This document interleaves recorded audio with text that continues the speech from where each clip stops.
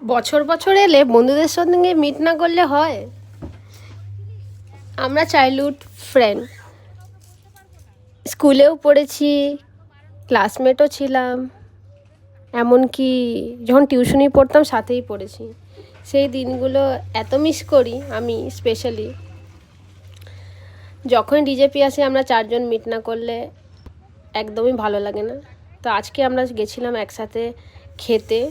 এই গল্প করছে মোটি, ওর নাম সুলগ্না, সরি। এখানে আমরা খেতে এসেছিলাম। তো খাওয়া দাওয়া হয়ে রাত্রেবেলা তখন বাজে 10:30, আর আমরা এরকমই গল্প করছি বাইরে দাঁড়িয়ে, আর এই গাড়িতে করে চললাম। আমরা এই দিনগুলোর জন্য খুব ওয়েট করি, বিশেষ করে আমি তো খুবই ওয়েট করি কবে আমি দুর্গাপুর আসবো আর কবে আমরা একসাথে বসবো, আড্ডা মারবো, জমিয়ে গল্প করব। আজকের দিনটা মেমোরেবল খুবই।